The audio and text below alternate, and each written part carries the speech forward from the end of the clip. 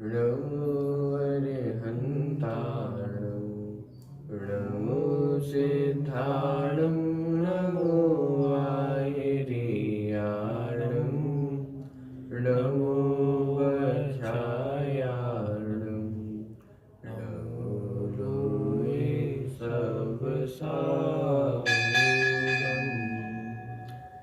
मङ्गलं भगवान् वीरो मङ्गलं गौतमो गणी मङ्गलं कुन्दकुन्दाद्यो जैनधर्मोऽस्तु मङ्गलम् सर्वमङ्गलमाङ्गल्यं सर्वकल्याणकारकं प्रधानं सर्वधर्माणां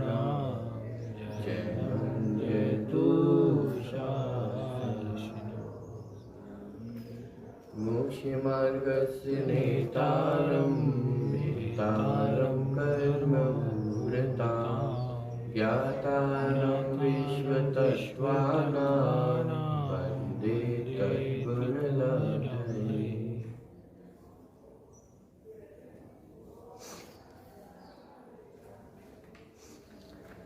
तत्वार सूत्र ग्रंथ के 5वें नंबर के सूत्र की चर्चा कल अपन ने की थी। 4 निक्षेपों का स्वरूप 5वें नंबर के सूत्र अपन ने देखा था। नाम, स्थापना, द्रव्य और भाव, ये 4 प्रकार के निक्षेप हैं और इनके माध्यम से वस्तु स्वरूप के समझने में जो जो समस्याएं खड़ी हो सकती थी, जहाँ जहाँ दोष खड़े हो सकते थे, उन दोषों का निराकरण उन निक्षेपों के माध्यम से किया गया है। अब यहाँ पे 6ठे नंबर का जो सूत्र है वो आज अपन प्रारंभ करने वाले हैं। 5वें नंबर के सूत्र में तो एक तरह से क्या सावधानी रखना आवश्यक है वो स्पष्ट कर दिया। माने मोक्ष मार्ग का प्रकरण चल रहा है, 7 तत्वों का प्रकरण चल रहा है, तो उनको समझने में जो जो सावधानी रखना आवश्यक है उनका वर्णन 5वें नंबर के सूत्र में कर दिया।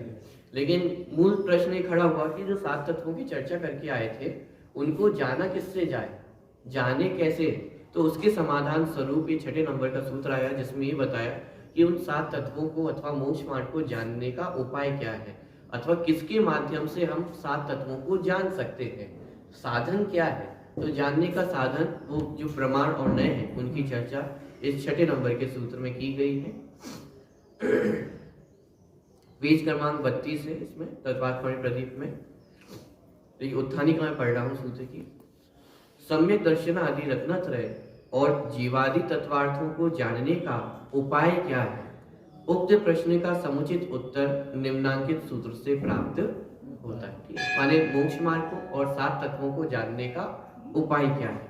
देखिए सूत्र में पढ़ता हूँ, आप रिपीट करना। प्रमाण नय रधिगमः, प्रमाण नय रधिगमः, प्रमाण नय रधिगमः, प्रमाण नय रधिगमः। देखिए सूत्र क्या कह रहा है।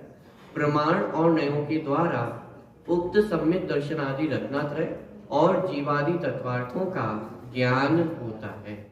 प्रमाण नई माने तृतीय विभक्ति है और बहुवचन है कि प्रमाण और नयों से क्या होता है, अधिगम माने अधिगम होता है। अधिगम माने ज्ञान होता है।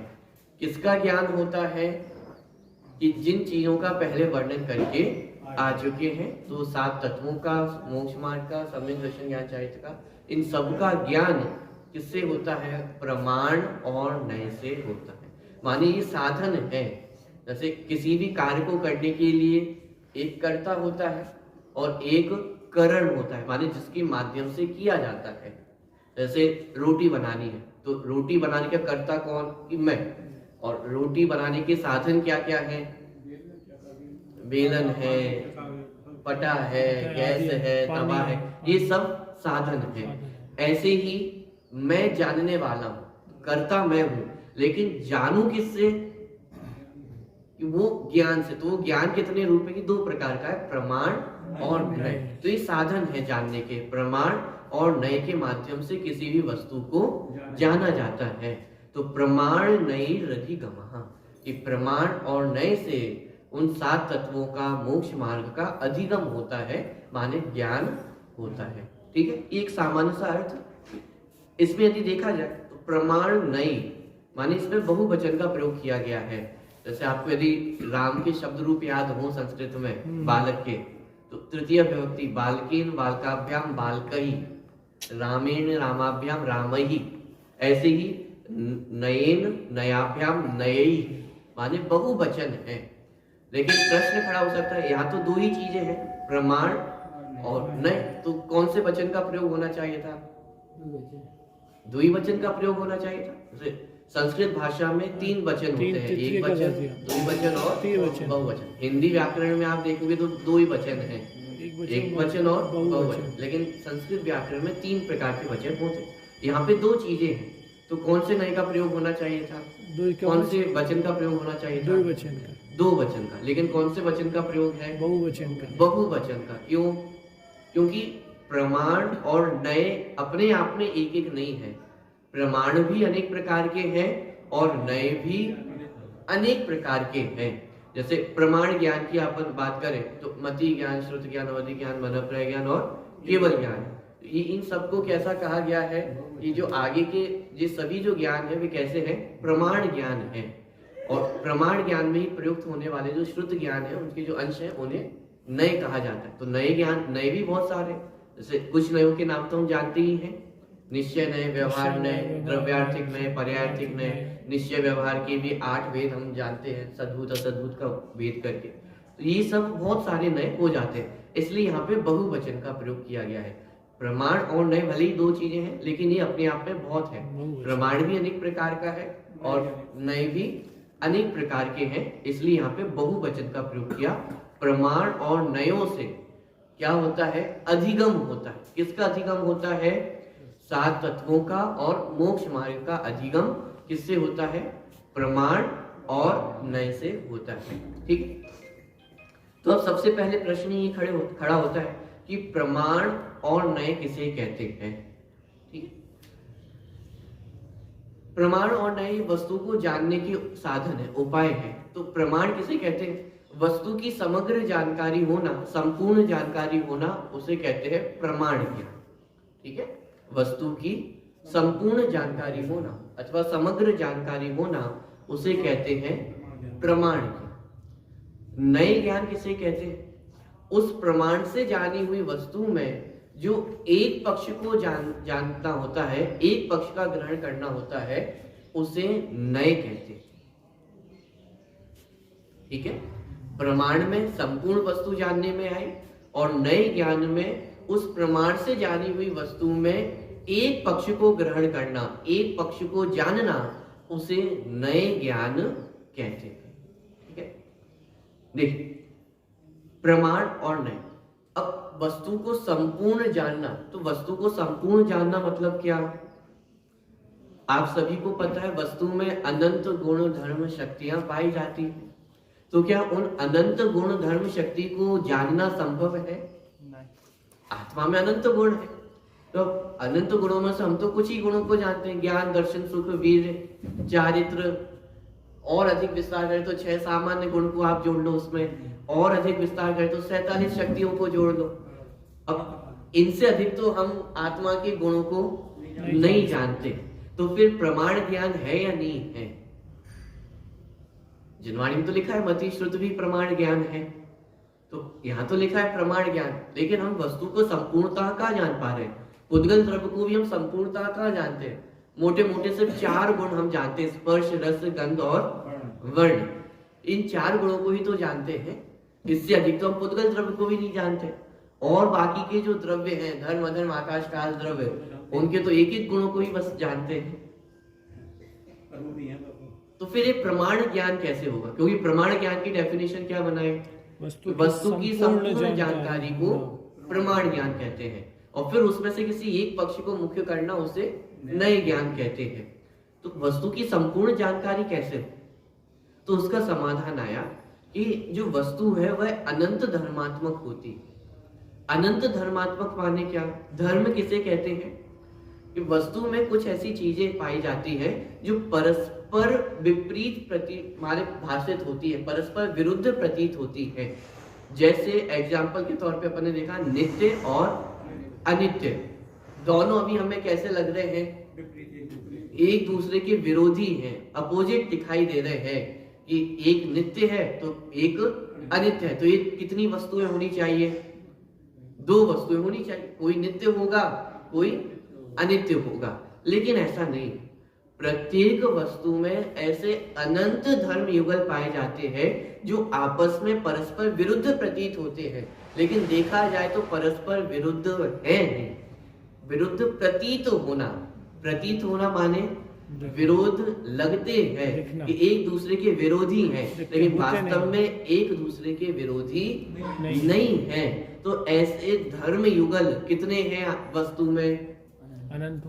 अनंत धर्म युगल है। अब यहाँ कहा जा रहा है उन अनंत धर्म युगलों को जानना मति श्रुत ज्ञान में संभव नहीं है, मन प्रय अवधि ज्ञान में जानना भी संभव नहीं है। वो तो केवल ज्ञान का विषय है। तो केवल ज्ञान तो प्रमाण ज्ञान सिद्ध करने में कोई समस्या खड़ी नहीं है, वो तो बहुत आसानी से सिद्ध हो जाएगा कि वह प्रमाण ज्ञान। समस्या खड़ी हो रही है मति श्रुत ज्ञान में कि मति श्रुत ज्ञान प्रमाण ज्ञान कैसे होंगे। तो उसका समाधान दिया कि इन अनंत धर्म युगलों को पकड़ना जरूरी नहीं है, एक धर्म युगल को पकड़ो। जैसे नित्य और अनित्य, नित्य अनित्य इन दोनों को यदि एक साथ हम जान रहे हैं तो बस इसको जानना ही प्रमाण ज्ञान है। क्या कहा? नित्य और अनित्य वस्तु कैसी है? नित्य नित्यात्मक है। इतना जान लिया तो ये क्या हो गया? प्रमाण ज्ञान हो गया, क्योंकि नित्य नित्य में पूरी वस्तु को अपन ने पकड़ लिया है, जान लिया है। तो नित्य नित्यात्मक कह करके वो वस्तु को पकड़ लिया है, वस्तु को जान लिया है, इसलिए वह कैसा है? प्रमाण ज्ञान। अब नए ज्ञान क्या होगा कि इस नित्य और अनित्य में से किसी एक पक्ष को पकड़ना कि वस्तु नित्य है अथवा वस्तु अनित्य है, ऐसे एक पक्ष को पकड़ना उसे कहते हैं नए ज्ञान। पॉइंट पकड़ में आ रहा है? प्रमाण ज्ञान और नए ज्ञान। जैसे मैंने कहा शिकंजी, तो ये क्या हुआ? अभी तो ये प्रमाण निकालेंगे पहले। मैंने कहा शिकंजी, प्रमाण निकालेंगे, ये प्रमाण ज्ञान हो गया। प्रमाण ज्ञान हो। क्यों? क्योंकि शिकंजी में बहुत सारे गुण हैं, खट्टी भी है, मीठी भी है, खारी भी है, तरल भी है, ऐसे बहुत सारे गुण हैं। ठंडी हो तो ठंडी है, बहुत सारे गुण है उस शिकंजी में। लेकिन सबको मिलाकर के मैंने क्या कहा? शिकंजी। तो शिकंजी कहते ही आपको पूरी वस्तु पकड़ में आ गई है, उसका मीठापना, खट्टापना, खारापना, ये सारी चीजें आपको पकड़ में आ गई हैं। ये हुआ प्रमाण ज्ञान, ठीक है। अब लेकिन आपसे कोई पूछे कि ये शिकंजी बनती कैसे है, तो शिकंजी कह करके काम नहीं चलेगा, फिर उसमें एक एक भेद करके आपको समझाना पड़ेगा कि भाई एक गिलास पानी लो, फिर उस पानी में इतना नींबू डलेगा, इतनी चीनी डलेगी, इतना नमक डलेगा, और जो जो चीजें आप डाल सकते हो वो सारी चीजें उसमें इतनी इतनी मात्रा में डले। तो ये जो एक एक भेद करके अपन बता रहे हैं कि साहब शिकंजी कैसी होती है? खट्टी होती है। तो अपन ने पूरी शिकंजी में किसको पकड़ा?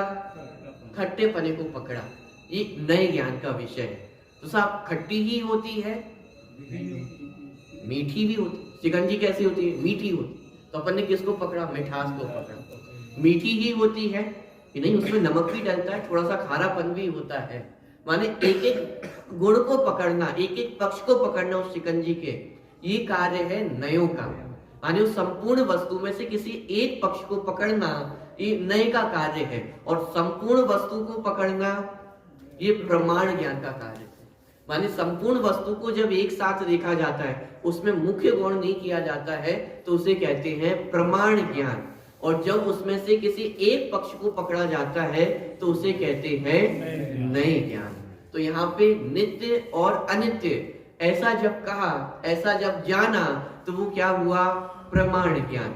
संपूर्ण वस्तु को पकड़ लिया, नित्य नित्यात्मक कह करके वो पूरी वस्तु पकड़ में आ गई है। क्यों पूरी वस्तु पकड़ में आ गई है? क्योंकि पूरी वस्तु के जो गुण है उसको कहना तो संभव नहीं है, लेकिन अनुभव का विषय हो जाता है। जैसे शिकंजी कहते ही, अब शब्दों में कहने जाएंगे तो एक एक शब्द ही कहा जा सकता है, खट्टी होती है, मीठी होती है, ठंडी होती है, तरल होती है। कहने में तो क्रम आएगा, कहने में तो भेद आएंगे, लेकिन शिकंजी कहते ही वो पूरी शिकंजी अपने ज्ञान का विषय बन गया, अनुभूति का विषय बन गया है। आपको तुरंत अपने ज्ञान में पकड़ में आ गया है कि शिकंजी कहा है, इसका मतलब वो शिकंजी कैसी होती है। आमरस, आमरस कहते ही आपको वो अनुभूति अंदर में आ गई है कि वो आमरस कैसा होता है। कहने जाएंगे तो उसमें भेद पड़ेंगे, पीला पीला होता है, मीठा होता है, हल्का सा खट्टा पना भी होता है। शिकंजी में भी आप कह रहे हो कि वो भी मीठी होती है, उसमें भी खट्टा पना होता है, और आमरस में भी खट्टा मीठा पना होता है, लेकिन दोनों के खट्टे मीठे पने में विविध है, अंतर, बहुत अंतर है। अब आप शब्दों में उसको कहकर नहीं बता सकते, लेकिन वो आपके ज्ञान का विषय, अनुभव का विषय बन जाता है। तो जैसे ही मैंने शिकंजी कहा, आमरस कहा, तो वो आपके ज्ञान का विषय बना, वो पूरी वस्तु आपके पकड़ में आ गई है। इसका मतलब है ये है प्रमाण ज्ञान। लेकिन नए ज्ञान में किसी एक पक्ष को मुख्य किया जाएगा और बाकी सारे पक्ष को गौण किया जाएगा। जैसे वस्तु कैसी है, नित्य अनित्यात्मक है, वस्तु नित्य भी है, वस्तु अनित्य भी है, ये हुआ प्रमाण ज्ञान। लेकिन इस प्रमाण ज्ञान में से किसी एक पक्ष को मुख्य करना और बाकी सारे पक्ष को गौण कर देना कि वस्तु नित्य है तो यहाँ पे अनित्य को गौण कर दिया, वस्तु अनित्य है तो यहाँ पे नित्य को गौण कर दिया और अनित्य को मुख्य कर दिया। अभी भी आपको समझ में नहीं आ रहा होगा कि कैसे मुख्य गौणपना होगा। जैसे एक संजीवनी भाई साहब उदाहरण दिया करते थे, मैंने भी बहुत बार उदाहरण दिया है। आप रास्ते में जा रहे हैं और रास्ते में चलते चलते आपको आपका एक बहुत वर्षों पुराना मित्र दिखाई दिया, तो एकदम से आपने, वो रोड के उस तरफ चल रहा था, आप इस तरफ थे, तो एकदम से आपने आवाज लगाई, अरे राम। तो एकदम उसने से सामने वाले व्यक्ति ने पलट करके देखा, तो जैसे ही पलट करके देखा कि कोई बुला रहा है तो वो एकदम आपके पास आए।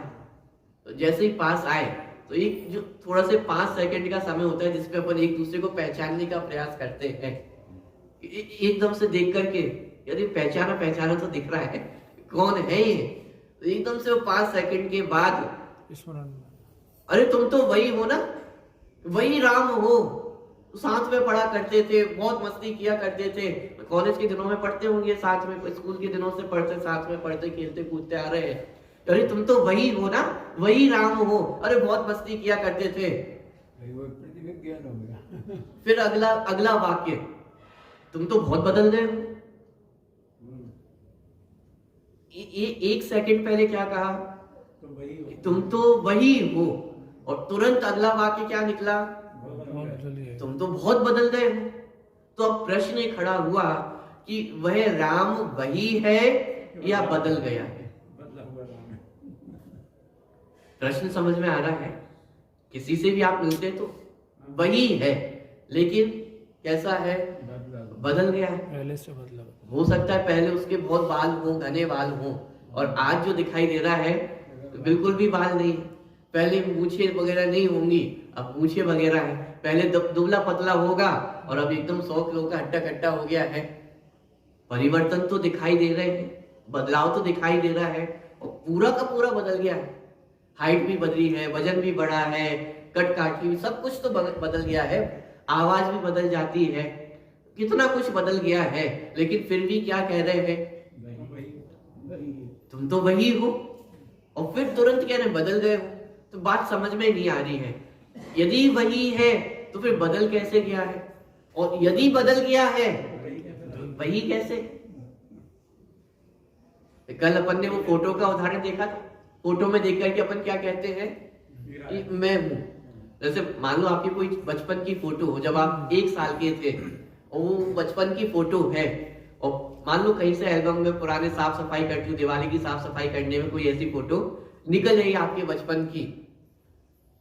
अब आप लोगों को दिखाते हुए पूछ रहे हो कि पहचानो ये कौन है, कौन है ये, पहचानो पहचानो कौन है। अरे मैं ही हूं,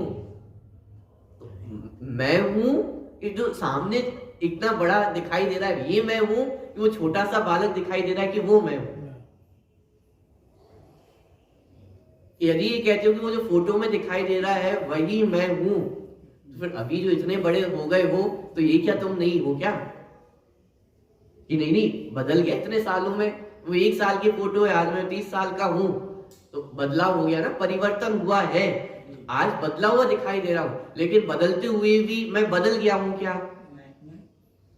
कि हूं तो मैं वही का वही हूं, माने वही का वही होते हुए भी पूरा बदल गया है, और पूरा बदलते हुए भी कितना बदला है? 1% भी नहीं बदला है। 1% नहीं बदल करके भी बदल कितना गया है? ये वस्तु का स्वभाव है, नित्य अनित्यात्मकपना, माने वस्तु नित्य भी है और वस्तु अनित्य भी है। माने ये जो परस्पर विरुद्ध हमें प्रतीत हो रहा है कि ये तो बिल्कुल अपोजिट है, एकदम एक दूसरे के विरोधी दिखाई देते हैं, लेकिन वास्तव में देखा जाए तो एक दूसरे के विरोधी नहीं है। जैसे दिन और रात, ये कैसे है? एक दूसरे के विरोधी हैं। यदि एक दूसरे के विरोधी होते तो फिर दुनिया कायम रह सकती थी। लगता है कि दिन और रात एक दूसरे के विरोधी हैं, लेकिन ये एक दूसरे के पूरक हैं, एक दूसरे के साथ रहने वाले। जैसे ग्रंथों में उदाहरण दिया, महीना किसे कहते हैं?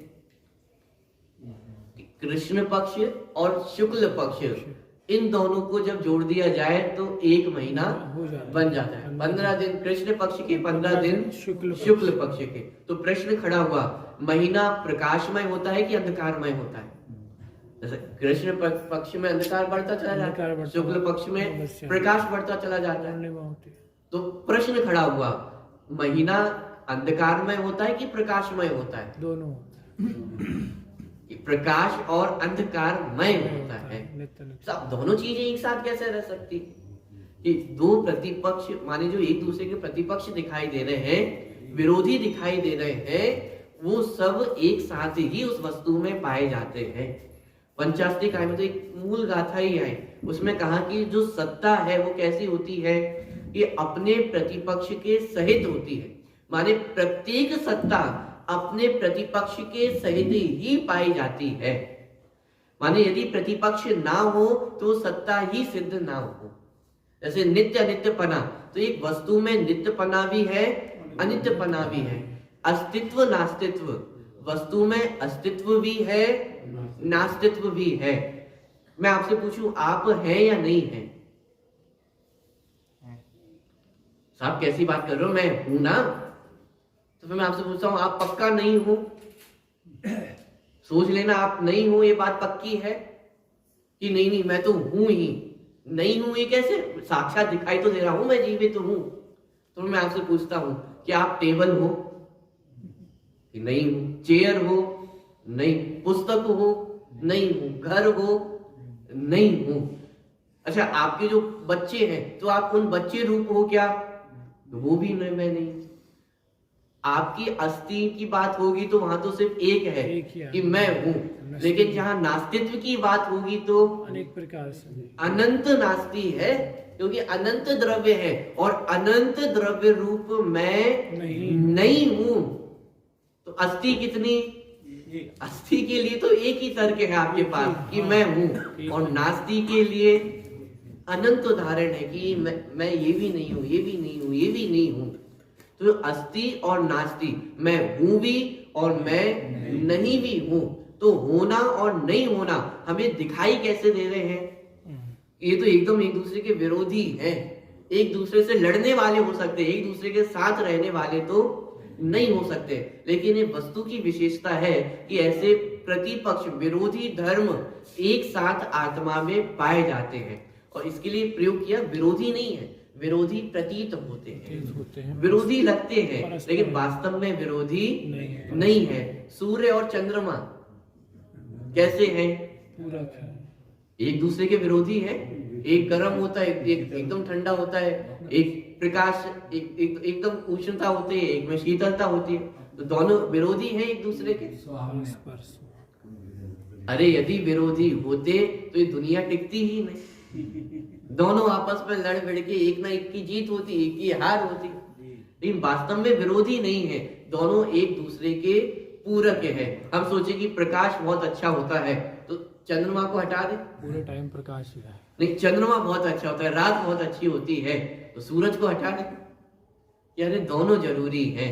इसी तरह वस्तु में भी अनंत धर्म युगल ऐसे हैं जो परस्पर विरोधी हमें दिखाई देते हैं, लगते हैं कि दोनों बिल्कुल अपोजिट है, लेकिन वो वास्तव में है कैसे कि विरोधी नहीं है, वस्तु को पूरा करने वाले हैं, वस्तु की सत्ता को टिकाने वाले हैं। यदि वस्तु सदा नित्य हो जाए तो भी वो टिक नहीं सकती है, और वस्तु सदा अनित्य हो जाए तो भी वो टिक नहीं सकती है। तो वस्तु कैसी है? नित्य अनित्यात्मक है, नित्य भी है अनित्य भी है। जैसे उदाहरण दिया जाता है, जैसे आपके घर में पंखा है तो पंखा चलता है कि नहीं चलता है?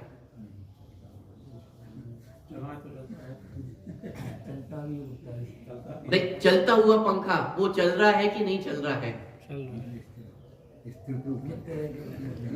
एक ही जगह पे चल रहा है, चलता हुआ तो दिखाई दे ही रहा है। एक ही जगह। तो मैं प्रश्न करेगी कितने किलोमीटर चल गया? आपके घर से पड़ोसी के घर में पहुंच जाता है कि नहीं पहुंच जाता है? कि नहीं चलता है, बिल्कुल भी नहीं चलता है। अरे बिल्कुल भी नहीं चलता हुआ पूरा चल रहा है, और पूरा चलता हुआ भी बिल्कुल भी नहीं चल रहा है। पॉइंट पकड़ में आ रहा है? तो ये वस्तु में प्रतिपक्ष बुद्ध जो धर्म है ये एक साथ उसमें पाए जाते हैं। मैं नित्य भी हूं अनित्य भी हूं। जब नित्यता देखी जाएगी तो जब नित्यता को मुख्य किया जाएगा तो अनित्यता को गौण कर दिया जाता है, जब अनित्यता को मुख्य किया जाता है तो नित्यता को गौण कर दिया जाता है। ये नए ज्ञान है, माने जहां मुख्य गौण की व्यवस्था बनी वहां नए ज्ञान आया, और जहां नित्य अनित्य पने को एक साथ देखा वह क्या है? प्रमाण ज्ञान। कि वस्तु नित्य भी है अनित्य भी है, ये प्रमाण ज्ञान।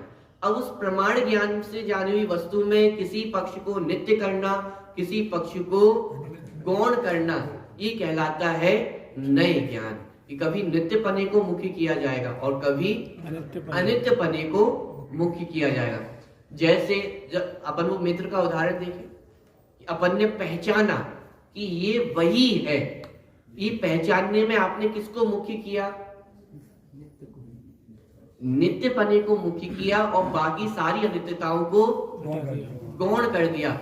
बाल कम हो गए हैं उसको आपने गौण कर दिया, आवाज बदल गई है गौण कर दिया है, वजन बढ़ गया है उसको गौण कर दिया है। मुख्य किसको किया? ये वही स्मरण जो पहले था वही आज का आज है, माने उस नित्य पने को मुख्य किया और बाकी सारी चीजों को गौण कर दिया। तो ये पहचानने में कार्यकारी हुआ नहीं ज्ञान। कि यदि अनित्य को ही मुख्य करते और नित्यता को हटा देते तो क्या दिक्कत होती? आप पहचान ही नहीं पाते, क्योंकि आज से 10 साल पहले तो उसके बाल थे, मूछें नहीं थी, वजन कम था, दुबला पतला था, और आज तो बिल्कुल उससे विपरीत दिखाई दे रहा है। तो यदि सिर्फ पर्याय को ही स्वीकार किया जाता, अनित्यता को ही स्वीकार किया जाता और नित्यता को हटा दिया जाता तो फिर आप पहचान ही नहीं पाते, वस्तु नष्ट हो जाती तो पहचानना ही मुश्किल हो जाता ना। तो प्रयोजनवश अलग अलग पक्षों को मुख्य गौण किया जाता है, कभी नित्यता को मुख्य किया जाएगा, कभी अनित्यता को मुख्य किया जाएगा। जैसे आपका बालक है, बहुत शरारत करता है तो आप उसको डांट भी लगा देते हो। तो जिस समय आप डांट लगा रहे हो उस समय आप नित्य पने को मुख्य कर रहे हो या अनित्य पने को?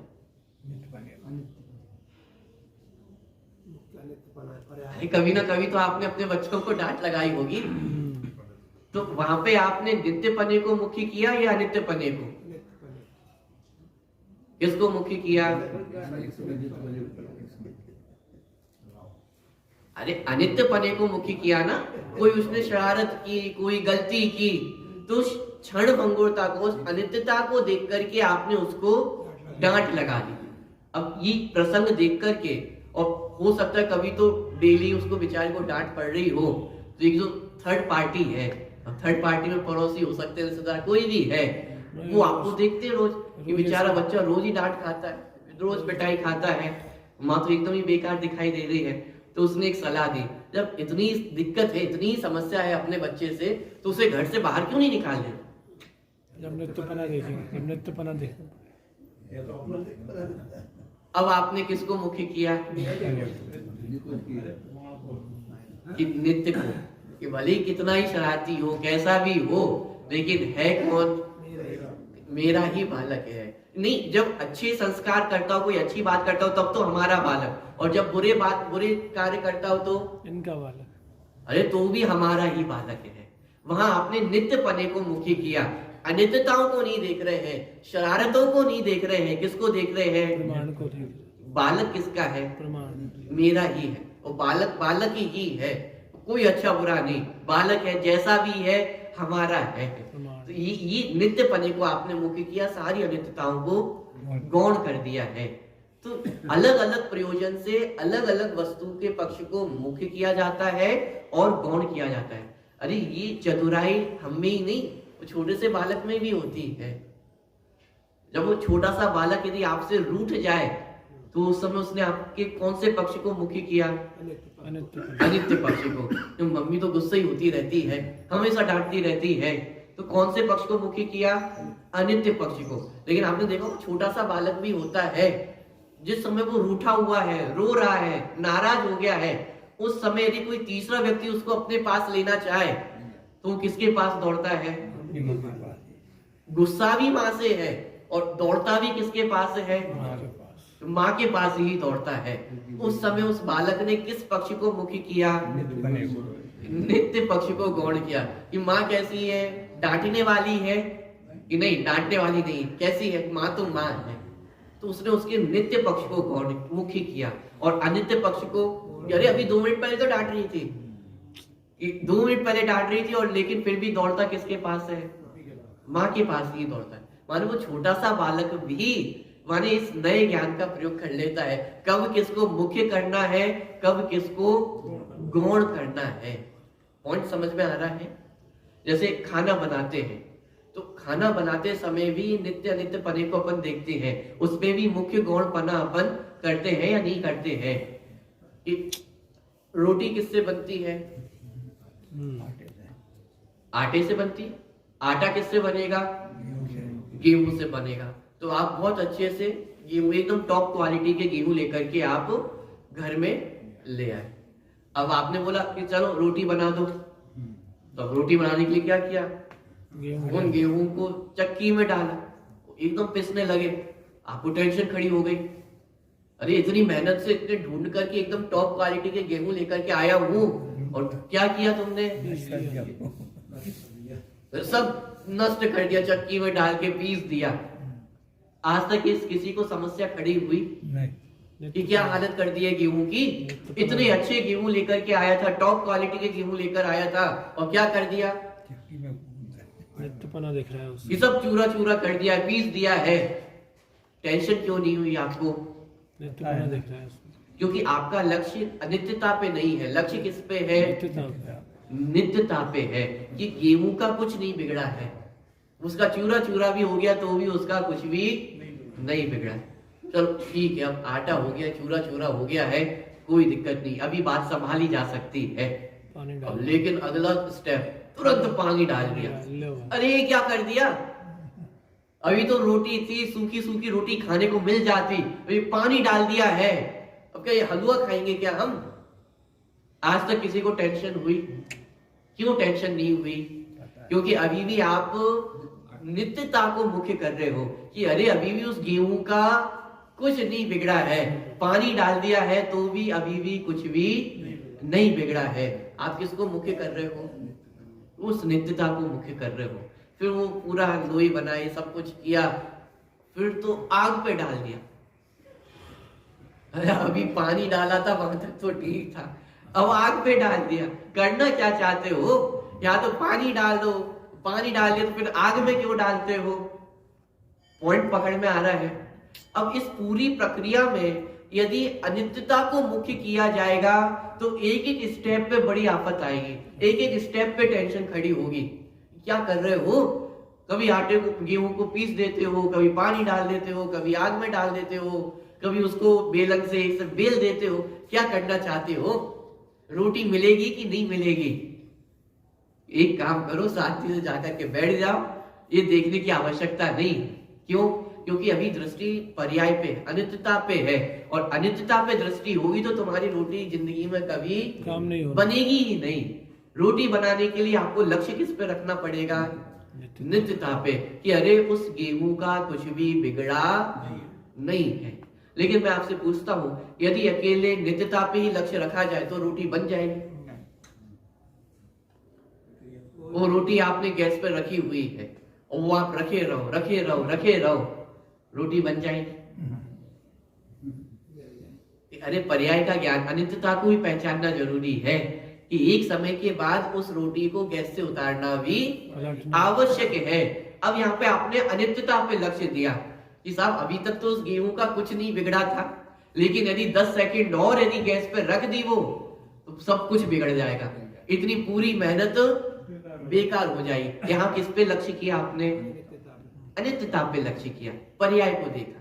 माने कहाँ नित्यता को देखना है, कहाँ अनित्यता को देखना है, ये पॉइंट पकड़ में आ रहा है। जैसे मैं इसको एक उदाहरण देता हूँ कि जैसे गर्मियों के दिन आते हैं तो आप अपने अपने कूलर पंखे सब सही करवाते हैं, तो ठंडों का समय हो और फिर जब फरवरी का अंतिम समय होता है, मार्च अप्रैल होती है, तो उस समय आप अपने अपने सारे कूलर पंखे निकालते हैं, एसी देखते हैं सब सही है या नहीं है, और कुछ नहीं चल रहे हो तो आप उनको सही करवाते हैं। तो मेरा प्रश्न इतना सा है कि आप उन बेकार कूलर पंखों को सही क्यों करवाते हो? चल जाएंगे अच्छे प्रश्न ख्याल में आ रहा है? उन बेकार पड़े हुए पंखे, कूलर, एसी जो कुछ भी है उसको सही क्यों करवाते हो? उपयोग करेंगे खराबी। कोई रॉकेट साइंस थोड़ा पूछा है मैंने, क्यों सही करवाते हो? सिंपल सा प्रश्न पूछ रहा हूँ। उपयोग के लिए सिखाते उपयोग के लिए करवाते हो वो एक अलग बात है, तो नया खरीद के ले आओ, उपयोग करना है। उस खराब कूलर को सही क्यों करवा रहे हो? हमें लगता है कि सही हो जाएगा, चलेगा अभी, हमें लगता है हमें, क्योंकि आपको पता है कि कूलर सही है। सही है, पॉइंट पकड़ना। चलेगा। जिस समय कूलर नहीं चल रहा है, खराब डला हुआ है, उस समय भी आपको पता है कि कूलर कैसा है? सही है, इसलिए सही हो जाएगा। मात्र थोड़ी सी वायरिंग जली है, वायरिंग बदल देंगे, सही हो जाएगा। स्विच खराब हुआ है, स्विच बदल देंगे, सही हो जाएगा। पता है जिस समय आप उसको सही करवाना चाह रहे हो, उस समय आपने उसकी नित्यता पे लक्ष्य किया है। ये कूलर तो कूलर है, अच्छा है कि खराब है, कूलर तो कूलर है। अब जब सही गड़बड़ कराने की बात आएगी कि सही करवाना है, तो आप उसके पर्याय पक्ष पे अनित्यता को देख रहे हो कि अभी चल नहीं रहा है, चलाना है, तो वहां पर्याय पे, अनित्यता पे लक्ष्य किया। लेकिन सही करवाने आप ले गए हो तो लक्ष्य किसका है? नित्यता का, कि अरे कुछ भी बिगड़ा नहीं है, सही हो जाएगा। पॉइंट पकड़ में आ रहा है? ऐसे नित्य और अनित्यपना, आप देखो जितनी रिसाइकलिंग इंडस्ट्री है किस आधार से चल रही है? ही नित्य नित्यपने से ही तो चल रही है। दिवाली में आप सारा अपना कचरा बाहर निकाल देते हो, आपने दृष्टि किस पे की? अनित्यपने पे की, पर्याय पे की। साहब ये अब हमारे किसी भी काम का नहीं है, तो आपने घर से बाहर निकाल दिया। लेकिन उस कबाड़े वाले से पूछो, उसका काम क्या, उसने तो दिख रही है उसमें, आपको उसी वस्तु में कोई कीमत नहीं दिख रही है। क्यों? क्योंकि आपने उसके अनित्यता पे लक्ष्य किया, और उस कबाड़े वाले को उसी में क्या दिखाई दे रहा है? उसकी तो रोजी रोटी उससे चल रही है, उसे तो उसमें ही कीमत दिखाई दे रही है, तो वो नित्यता पे लक्ष्य कर रहा है, आप अनित्यता पे लक्ष्य कर रहे हो। और कौन सही कौन गलत? दोनों गलत। गलत कोई भी नहीं है। आपका प्रयोजन अलग है, उसका प्रयोजन अलग है। आप प्रयोजन बस उसमें अनित्यता को देख रहे हो, और वो प्रयोजन बस उसमें नित्यता को देख रहा है। ये मुख्य गौण पन से ही पूरा जीवन चलता है। कहाँ किसको मुख्य करना है, कहाँ किसको गौण करना है, ये पूरा कार्य नए ज्ञान में होता है। कहाँ किसको हाईलाइट करना है और कहाँ किसको गौण करना है, ये मुख्य गौण पने की व्यवस्था ये नए ज्ञान में चलती है, और इस नए ज्ञान से ही वस्तु को जाना जाता है। तो प्रमाण और नए ये वस्तु को जानने के उपाय हैं।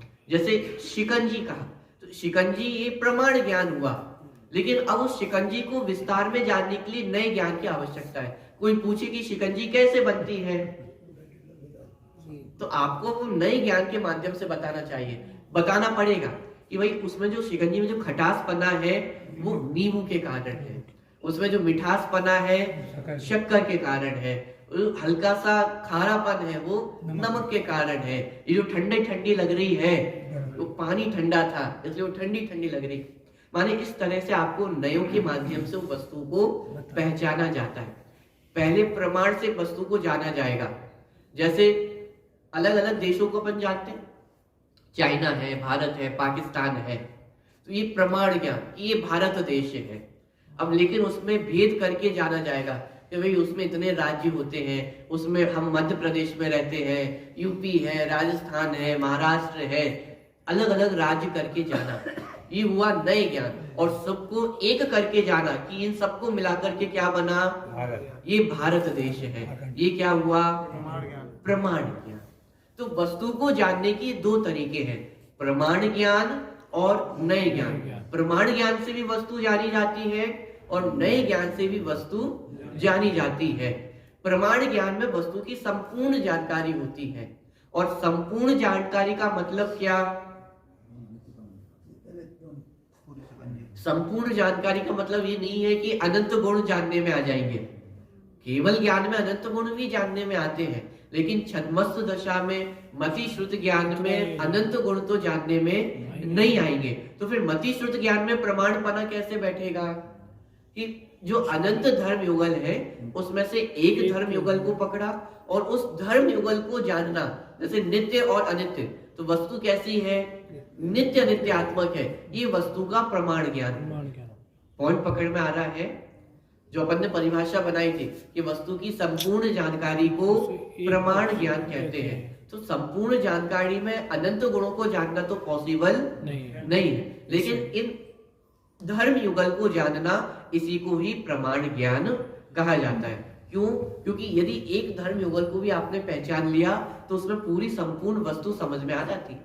जैसे अपन ने कहा वस्तु कैसी है, नित्य है, आत्मा कैसी है, नित्य है, तो उसका जो चेतनापना है वो भी कैसा है, नित्य है। उसके ज्ञान दर्शन गुण भी कैसे है, अरे उसके अनंत गुण कैसे है, नित्य है। तो एक नित्य शब्द कहकर के पूरी वस्तु को पकड़ा या नहीं पकड़ा, ऐसी अनित्य कहकर के भी पूरी वस्तु हमें पकड़ में आती है कि उसकी एक एक अवस्था कैसी है, अनित्य है, कि कभी रागी है, कभी द्वेषी है, कभी नरक में है, कभी त्रियंच में है, कभी मनुष्य पर्याय में है। तो ये अवस्थाएं निरंतर बदल रही है या नहीं बदल रही है। तो अनित्य कहकर के आज तक की जितनी अवस्थाएं हुई हैं और भविष्य में जितनी अवस्थाओं को प्राप्त होगा वो सारी अवस्थाएं इस अनित्य शब्द कहकर के आ गई है या नहीं आ गई है।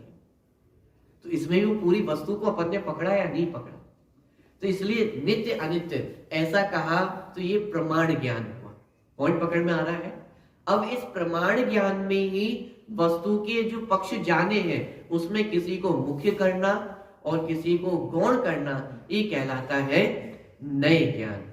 ध्यान रखना, नए ज्ञान में वस्तु के पक्षों को मुख्य गौण किया जाता है, निषेध नहीं किया जाता है। इसी का प्रयोग करते रहते हैं। निषेध करने में तो वस्तु की सत्ता ही खतरे में पड़ जाएगी।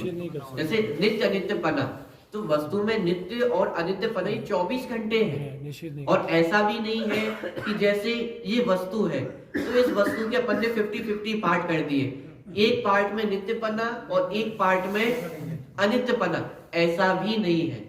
100% वस्तु है, 100% वस्तु ही कैसी है, नित्य है, और 100% वस्तु ही कैसी है, अनित्य है। उसमें 50-50 नहीं है कि 50% नित्य को दे देते हैं और 50% अनित्य को दे देते हैं, ऐसा नहीं है। वो वस्तु पूरी अपने आप में नित्य भी है और पूरी वस्तु अपने आप में कैसी है, अनित्य भी है। और कब है, सदा काल है, अनादि काल से है, अनंत काल तक रहेगी। जिस समय हमने नित्य पने को मुख्य किया है उस समय भी वस्तु कैसी है, अनित्य भी है। पॉइंट पकड़ में आ रहा है। और जिस समय हमने अनित्यपने को मुख्य किया है उस समय भी वस्तु कैसी है, नित्य भी है, उसका निषेध नहीं हुआ है, लेकिन मात्र हमने मुख्य गौण किया है, किसी को हाईलाइट किया है। जैसे छोटे में आप जब पढ़ाई किया करते होगे तो ऐसा होता था, बुक पढ़ते थे तो अपन कुछ चीजों को हाईलाइट कर लेते थे। पेन भी बड़ा अच्छा होता था हाईलाइट करने का, बहुत शौक होता था।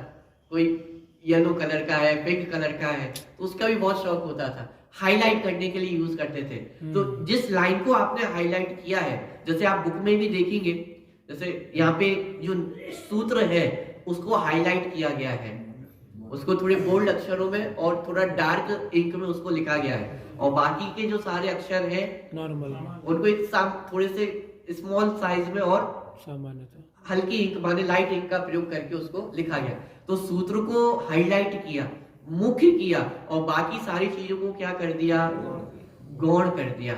ये जो मुख्य गौण करने की व्यवस्था है ये नए ज्ञान है। सब जगह चल रहा है।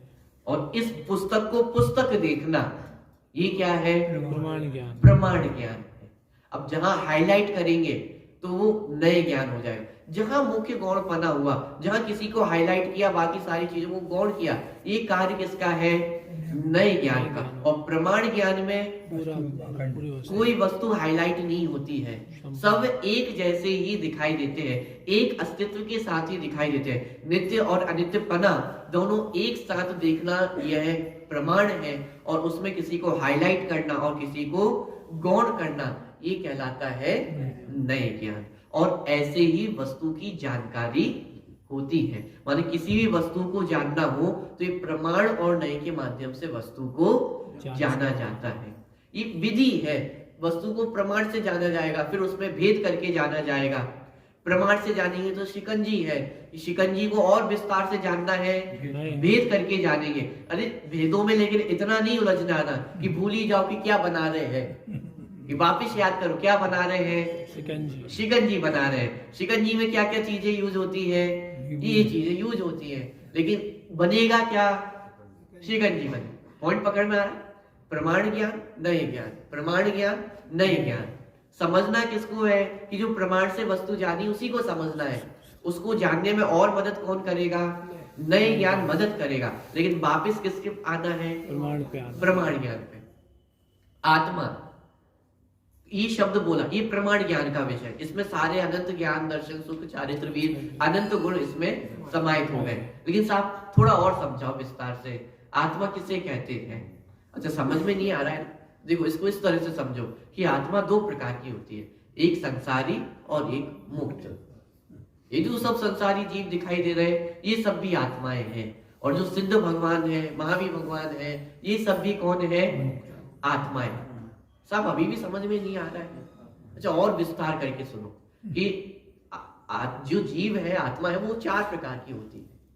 कौन कौन सी, मनुष्य, नारकी, त्रियंच और देव। अपन सब कौन है, मनुष्य, अपन भी जीव है। वो चींटी, कुत्ते, बिल्ली, हाथी, शेर, जो कुछ दिखाई दे रहे हैं वो सब भी कौन है, जीव है, जीव है, उत्तरेंच गति के जीव है। ऐसे एक नारकी जीव होते, एक देव जीव होते। अब समझ में आया जीव, अभी भी समझ में नहीं आ रहा, थोड़ा सा और बताओ जीव कैसे होते हैं। ये जो गुस्सा करता हुआ दिखाई देता है ना, वो भी जीव होता है, और जो शांत दिखाई देता है वो भी जीव होता है। आश्रम बंद जिसमें दिखाई दे रहे हैं वो भी जीव है, और इसमें संवर निद्रा मोक्ष दिखाई दे रहा है वो भी जीव है। माने नए ज्ञान के आधार से कितना विस्तार किया जा सकता है, पॉइंट पकड़ में आ रहा है। लेकिन लेकिन लेकिन भूल मत जाना, मनुष्य, नारकी, त्रियंच किसके भेद हैं, फिर वापिस आओ, प्रमाण ज्ञान, ये सब उस जीव के ही भेद है। पहचाना किसको है, जीव को पहचानना है। भेद करते चले जाएंगे वो नए ज्ञान बनता चला जाएगा। लेकिन वापिस किस पे आना है, समझ किसको रहे हैं, प्रमाण ज्ञान। वापिस आओ। अपन इतनी सारी चर्चा क्यों की है कि प्रमाण और नए को समझना है। प्रमाण नए को समझने के लिए अपन इतना विस्तार कर रहे हैं, लेकिन वापिस ये मत भूल जाना कि किसको समझ रहे हैं, तो वापिस प्रमाण ज्ञान पे आना। पॉइंट पकड़ में आ रहा है। ऐसे ही वस्तु की जानकारी प्रमाण और नयों के माध्यम से होती है। प्रमाण ज्ञान से संपूर्ण वस्तु को जाना, फिर उसमें और भेद करके नयों के माध्यम से उसको जाना और फिर नयों से समझ करके फिर कहाँ पे आ गए, प्रमाण पे। फिर वापस प्रमाण से जानी हुई वस्तु पे आ जाते हैं। जीव को अनेक प्रकार के नयों से जाना कि जीव रागी द्वेषी भी होता है, शुद्ध भी होता है, लेकिन उसके बाद आना किस पे है कि जीव तो जीव ही है। राग द्वेष वाले जीव को भी मुख्य नहीं करना और संवर निद्रा वाले जीव को भी मुख्य नहीं करना, कि उसके माध्यम से तो जीव को पहचाना था, लेकिन जीव कैसा है, जीव तो जीव है। वापस प्रमाण ज्ञान पे आ गए हैं, माने उसमें नित्यपना भी है, अनित्यपना भी है। निश्चय नय और व्यवहार नय दोनों से जाने हुआ जो जीव है वो प्रमाण ज्ञान का विषय है, और एक एक भेद करके जानना वो नए ज्ञान का विषय है। और ऐसे करते ही वस्तु समझ में आती है। 7 तत्वों को समझना है, जीव अजीव आश्रम बंध संवर निद्रा मोक्ष, इन 7 तत्वों को समझना है तो कैसे समझा जाएगा, प्रमाण और नए से ही समझा जाएगा। प्रमाण से उनका पूरा स्वरूप समझा जाएगा, नयों के माध्यम से भेद करके उस वस्तु को जाना जाएगा। तो ये होते हैं प्रमाण और नय। प्रमाण नय रधिगमा, कि प्रमाण और नय से वस्तु की जानकारी होती है। संपूर्ण वस्तु को जानना ये प्रमाण, और उसके एक एक पक्ष को जानना ये नए ज्ञान है। जब विशेषता जाननी होगी तो नए ज्ञान का प्रयोग किया जाएगा, और जब एक उस सामान्य प्रमाण की वस्तु को जानना होगा कि वस्तु कैसी है, नित्य भी है, अनित्य भी है, सत भी है, असत भी है, तत् भी है, अतत भी है, चल भी है, अचल भी है। ये सब प्रमाण के प्रयोग है। जहां भी का प्रयोग किया जाता है वो प्रमाण ज्ञान का विषय, और जहां ही का प्रयोग किया जाए नित्य ही है, अनित्य ही है, तत् ही है, अतत ही है, ये सब नए ज्ञान का विषय। क्योंकि अभी एक पक्ष को मुख्य किया जा रहा है और बाकी सारे पक्ष को गौण किया जा रहा है। जैसे हम सभी मनुष्य ही है, ये मनुष्य के चश्मे से अपन देख रहे हैं अपने आप को, तो इसलिए अपन सब क्या दिखाई दे रहे हैं, मनुष्य ही है। तो ये चश्मा अच्छा है कि बुरा है, ये जो एंगल अपन ने बनाया ये अच्छा है कि बुरा है, अपने आप को मनुष्य देखना ये अच्छा है कि बुरा है। अब इसमें भी बहुत विस्तार है। ये जानकारी अच्छी बुरी नहीं है, जानकारी तो जानकारी है, लेकिन किस प्रयोजन से की जा रही है और फिर उससे हम क्या तात्पर्य निकाल रहे हैं, ये उस जानकारी को अच्छा या बुरा बनाता है। माने क्या, अभी जब हम पहचान कर रहे हैं जीवों की, तो ये जानकारी होना कि मैं मनुष्य हूं ये बहुत कार्यकारी है, क्योंकि मैं मनुष्य हूं इसलिए सिद्ध हो गया कि मैं त्रियंच नहीं हूं। कभी ना कभी जिंदगी में आपने अपने आप को गधा तो सुना ही होगा। गधा है क्या, पागल है क्या, बुद्धू है क्या, आज तक कभी ना कभी तो आपने सुना ही होगा अपने माता पिता से, अपने भाई बहनों से, अपने दोस्तों से, कभी ना कभी तो उन्होंने आपको गधा कहा ही होगा। तो फिर ये विचार करना पड़ेगा ना कि मैं सच में गधा तो नहीं हो गया हूं, कहीं 4 पैर तो नहीं हो गए हैं, पूंछ तो नहीं निकल आई है, तब ये नए ज्ञान कार्य आएगा कि मैं कौन हूं, मनुष्य ही हूं। तो इस ज्ञान ने क्या किया कि बाकी सारी चीजों का निषेध कर दिया। मैं त्रियंच भी नहीं हूं, नारकी भी नहीं हूं, देव भी नहीं हूं, मैं कौन हूं, मनुष्य हूं, मनुष्य ही हूं। तो अपनी पहचान करने के लिए ये कार्यकारी था, लेकिन जब सम्यक दर्शन आदि का विषय आएगा और वहां अपने आप को मनुष्य ही मानकर बैठ जाएंगे तो कहा जाएगा कि ये मिथ्यात्व है, क्योंकि ये सच्ची जानकारी हमारी नहीं है। पॉइंट पकड़ में आ रहा है। नए के प्रयोग, नयों के माध्यम से प्रयोग किया जाएगा, नयों के माध्यम से एक पक्ष को पकड़ा जाएगा तो समस्या खड़ी नहीं होती है। लेकिन बिना अपेक्षा के एकांत से अपने आप को मनुष्य मान लिया जाए, समस्या वहां खड़ी होती है। पॉइंट पकड़ में आ रहा है। जब तक अपेक्षा आपके साथ है तब तक कोई समस्या नहीं है, लेकिन बिना अपेक्षा के यदि कोई कथन किया जाएगा तो समस्या वहां खड़ी होती है। जैसे बौद्ध मत है वो अनित्यता को स्वीकार करते हैं और एक सांख्य मत है वो नित्यता को स्वीकार करते हैं, लेकिन दोनों मत सही नहीं है। क्यों सही नहीं है? वही जैन दर्शन भी नित्य अनित्यता को मानता है ना, तो बौद्ध ने अनित्यता को मान लिया, सांख्य ने नित्यता को मान लिया, तो दोनों गलत क्यों है? 50-50 नहीं मान, क्योंकि बौद्ध मत ने जो अनित्यता को माना है वो एकांत से माना है, और सांख्य मत ने जो नित्यता को माना है वो भी एकांत से माना है। एकांत से माना है मतलब जहाँ सांख्य ने नित्यता को माना तो वहां पे उन्होंने अनित्यता को उड़ा ही दिया, अस्तित्व से ही हटा दिया है। और जहां बौद्ध मत ने अनित्यता को स्वीकार किया तो वहां उन्होंने नित्यता को एग्जिस्टेंस से ही हटा दिया है, सत्ता से ही हटा दिया है। समस्या यहाँ पे खड़ी हुई है। पॉइंट समझ में आ रहा है? जैन दर्शन क्या कहता है कि वस्तु किसी अपेक्षा से नित्य है, किसी अपेक्षा से अनित्य है। द्रव्य अपेक्षा से नित्य है, पर्याय अपेक्षा से अनित्य है। ये अपेक्षा साथ में है। जहां तक अपेक्षा है वहां कोई समस्या खड़ी नहीं होगी, कोई लड़ाई झगड़ा खड़ा नहीं होगा। कोई आपको गधा भी कह दे तो आप गुस्सा क्यों नहीं हुए? क्यों? आपको पता है कि अरे कोई गलती हो गई, इस वजह से मुझे गधा कहा जा रहा है। ना उनके कहने से मैं गधा बन गया हूं और ना मुझे कोई गुस्से करने की बात है। अब कोई आपको पागल कह दे, बुद्धू कह दे, आपको गुस्सा क्यों नहीं आती है? क्योंकि आप उसके पीछे की अपेक्षा समझते हो। अब यदि अपेक्षा हटा दे तो सारे लड़ाई झगड़े खड़े हो जाएंगे कि क्या हिम्मत कैसे हुई मुझे कहने की। पॉइंट पकड़ में आ रहा है? ये प्रयोजन माने अपेक्षा यदि साथ में है तो वस्तु का सम्यक जानकारी होगी। अपेक्षा साथ में नहीं है तो सारे लड़ाई झगड़े होंगे। लड़ाई झगड़े माने वो वस्तु समझ में ही नहीं आई। पॉइंट समझ में? तो वस्तु की सम्यक जानकारी प्रमाण और नए से होती है। प्रमाण नए रधिगम। ठीक है, एक अंतिम पॉइंट और इसमें मैं ले रहा हूं, फिर अपन इसकी चर्चा को पूरा करेंगे। प्रमाण नए रधिगम, ये जो सूत्र बना है इसमें प्रमाण को पहले रखा और नए को बाद में रखा। और एक व्याकरण का नियम अपन ने देखा था, किसी को याद है? कम अक्षर वाला। हाँ, जिसमें कम अक्षर होते हैं उसे पहले रखा जाता है और जिसमें अधिक अक्षर होते हैं उसे बाद में रखा जाता है। लेकिन यहाँ पे कम अक्षर किसमें है?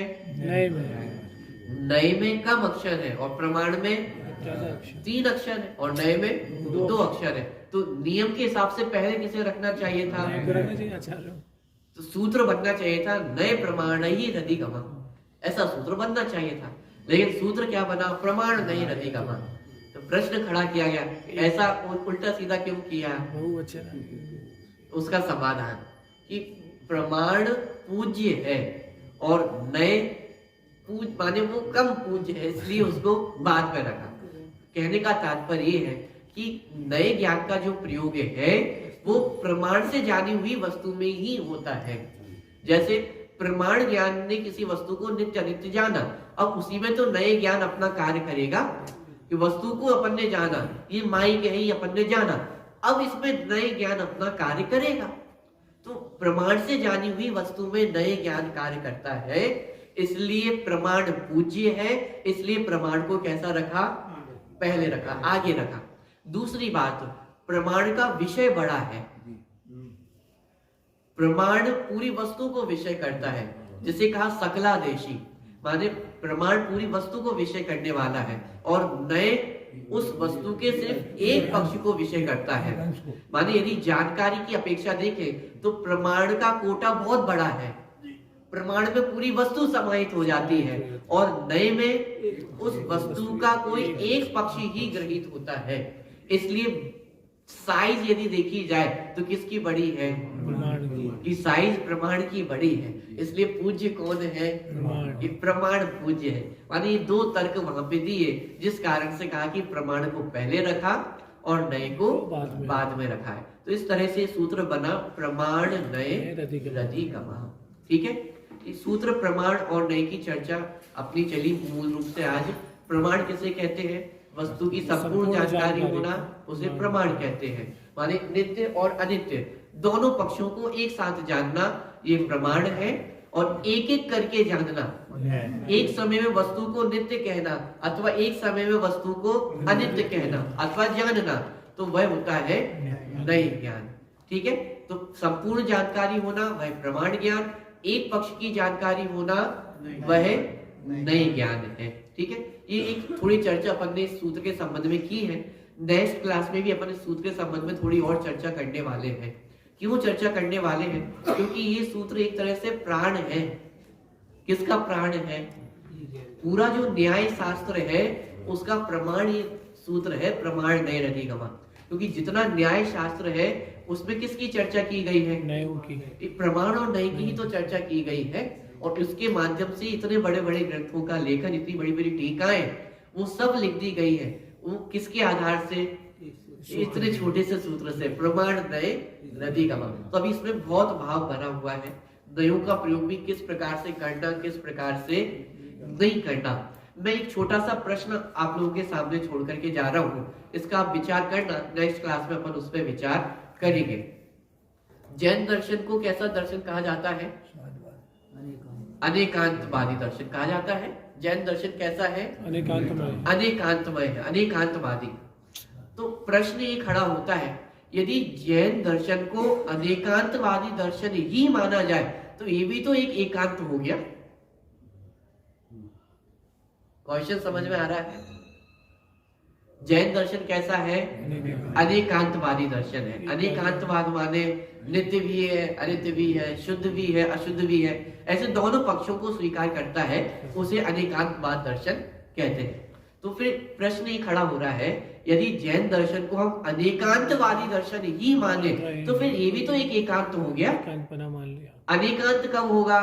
कि जैन अनेकांतवादी भी है और एकांतवादी भी है, तब तो अनेकांत खड़ा होगा। यदि अनेकांतवादी ही मानते हैं तो ये भी तो अपने आप में एक एकांत हुआ या नहीं हुआ? प्रश्न समझ में आ रहा है या नहीं आ रहा है? या ऊपर से जा रहा है? अनेकांत माने दो पक्षों को स्वीकार करना। तो जब अपन ने जैन दर्शन की बात की तो जैन दर्शन को अपन ने कैसा कहा? ये अनेकांतवादी है। अनेकांतवादी कहना ये भी तो अपने आप में एकांतवाद है, क्योंकि इसका प्रतिपक्षी कौन है? अनेकांत का प्रतिपक्षी कौन?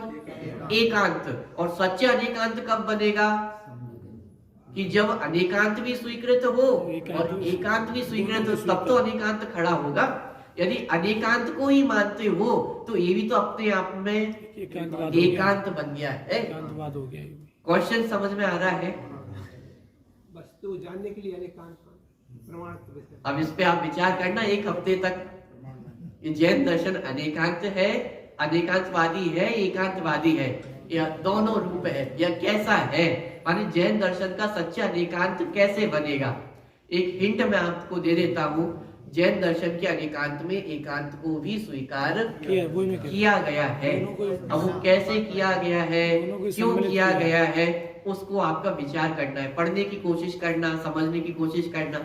एक हफ्ता आपके पास है इस समाधान खोजने के लिए।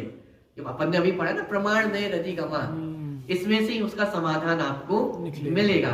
तो अनेकांतवादी दर्शन, जो जैन दर्शन अनेकांतवादी है, तो वह वास्तव में अनेकांतवादी है या उसमें एकांत को भी स्थान है या नहीं है, या सच्चा अनेकांत कैसे बनेगा? इस पे आप थोड़ा विचार करके आना, कोशिश करना पढ़ने की, समझने की।